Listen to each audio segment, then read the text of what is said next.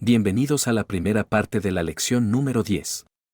En esta oportunidad, aprenderás a grandes rasgos lo que son los verbos y la manera en que estos se clasifican. Recuerda que puedes pausar, regresar o repetir esta lección hasta que consideres que asimilaste su contenido. Verbs.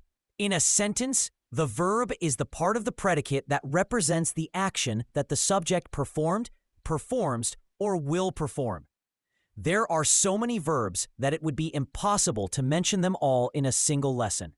However, we have already used several verbs in previous lessons.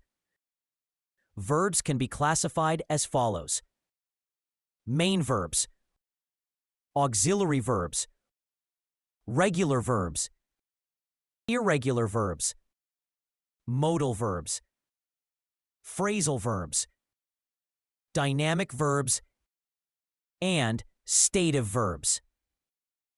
This time, we will focus on main verbs and auxiliary verbs. Main verbs.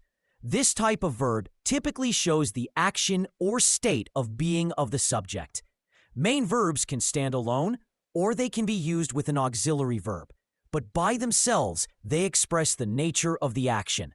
For example, I eat cereal every day for breakfast.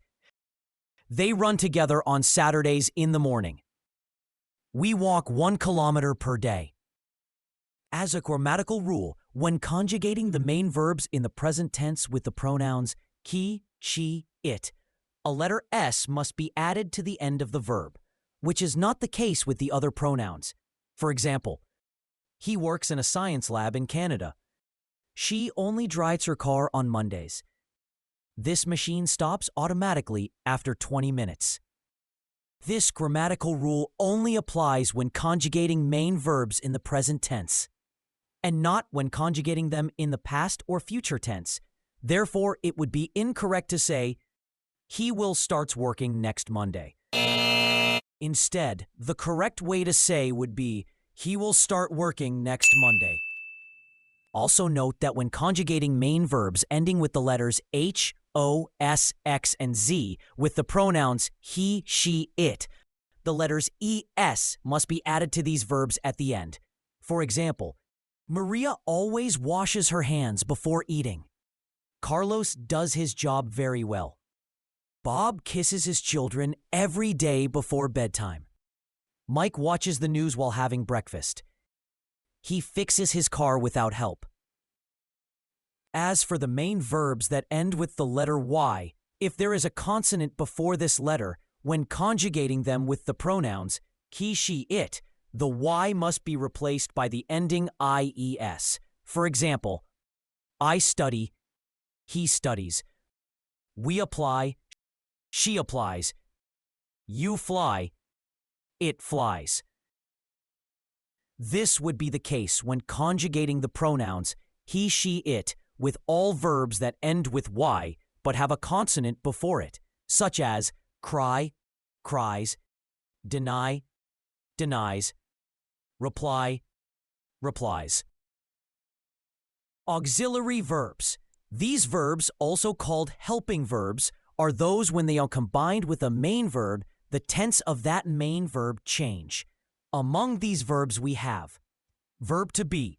En español se traduce como ser o estar, y entre estos se incluyen am, is, are, was, were, will be, been. Verb to have. En español se traduce como haber, y entre estos se incluyen have, has, had. And verb to do. En español se traduce como hacer, y entre estos se incluyen do, does, did, done.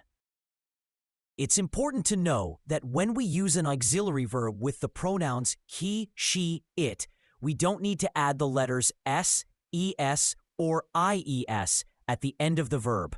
For example, if we add the auxiliary verb will to the sentence, he works in a science lab in Canada, then the sentence would be read, he will work in a science lab in Canada next year. As you can see, the letter S of the verb works disappeared. Here is another example. If instead of saying, He studies history at the university on Saturdays. We say, he does not study accounting, but rather history. As you can see, by adding the auxiliary verb does to the sentence, studies changed to study. So the letters IES disappeared. Now look at these other examples in which different auxiliary verbs are used. You can identify these auxiliary verbs as they will appear in a different color. Last night, he was talking to his wife. You were working in that factory last year. They have walked around the park for 45 minutes. He had taught auditing at that university until he retired. No, she has never kissed anyone in her life. No, he did not answer the test. All right, everyone, that's it for today's lesson. Remember, main verbs carry the main meaning in a sentence, while auxiliary verbs, also called helping verbs, work together with the main verb to change the tense of the sentence, or add more emphasis to it. Keep this in mind as we move forward, because understanding the difference between main and auxiliary verbs will make it much easier to master English tenses. Good job today. In the next part of this lesson, we will continue learning about other types of verbs. See you then.